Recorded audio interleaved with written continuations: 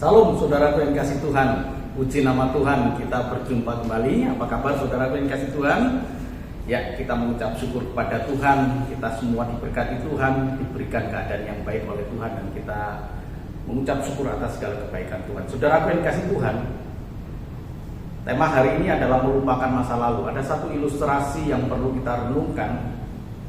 Kalau kita punya segelas air dan kemudian kita beri garam, kemudian kita aduk, ya tentu dengan garam secukupnya, dan kemudian kita aduk, maka kita coba icipi air itu, maka air itu menjadi asin. Sekarang bagaimana cara kita memisahkan antara air dengan garam itu ketika kita aduk? Tentu dengan cara kimiawi juga bisa, tetapi secara sederhana tentu kita tidak bisa memisahkan antara air dengan garamnya karena sudah bercampur, menyatu menjadi satu larutan, dan tetap air itu menjadi asin. Maka untuk menetralkan, ya caranya sangat mudah, saudara. Kita beri air lebih banyak lagi, kita taruh di satu tempat yang lebih besar, kita beri air yang lebih banyak lagi, demikian seterusnya sampai air itu menjadi tawar kembali dan air asinnya tidak terasa asin lagi.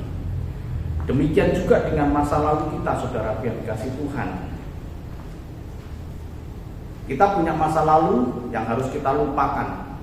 Yang saya maksud di sini adalah masa lalu yang membuat hati kita menjadi hati yang kecewa, masa lalu yang tidak baik, bukan masa lalu yang indah. Seperti dalam Kejadian 27 ini, kisah mengenai Esau dan Yakub. Mari coba kita lihat dalam ayat 41 dari Kejadian 27 ini. Esau menaruh dendam kepada Yakub karena berkat yang telah diberikan oleh ayahnya kepadanya. Lalu ia berkata kepada dirinya sendiri, hari-hari berkabung karena kematian ayahku itu tidak akan lama lagi. Pada waktu itulah Yakub adikku akan kubunuh. Saudaraku, itu masa lalu. Kemudian dengan berjalannya waktu mereka terpisah, berjalannya waktu dan kemudian mereka terpisah. Apa yang terjadi? Apakah Esau menaruh dendam sedemikian hebat seperti semula ingin membunuh adiknya? Mungkin di antara kita punya seperti sifat Esau. Ya, kita punya kebencian, kita punya dendam, kita punya masa lalu yang tidak baik terhadap seseorang sehingga kita punya akar kepahitan. Hari ini kita belajar lewat ilustrasi tadi, tambahkan air. Masih ada rasa asin, tambahkan air. Masih ada rasa asin, tambahkan air sampai rasa asin itu menjadi tawar. Demikian juga dengan hati kita.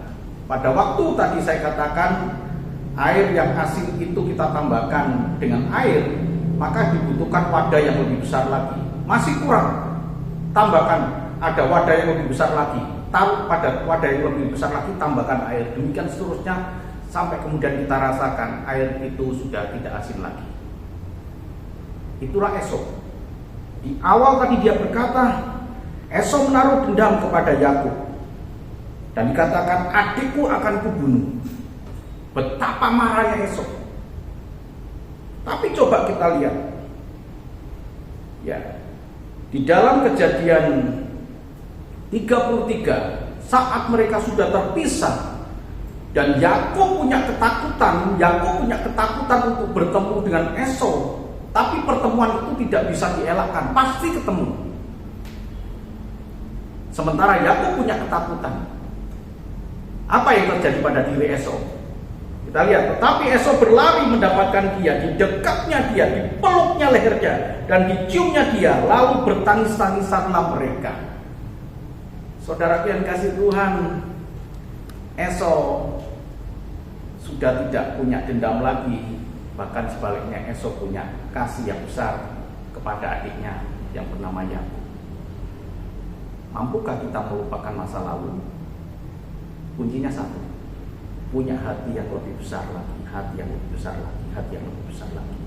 tambahkan Roh Kudus, tambahkan Roh Kudus, tambahkan firman Tuhan, tambahkan Tuhan Yesus dalam kehidupan kita, maka semuanya akan menjadi tawar dan kita akan menjadi hidup yang penuh dengan kasih. Lupakan masa lalu, dekatlah dengan Tuhan. Tuhan memberkati. Amin.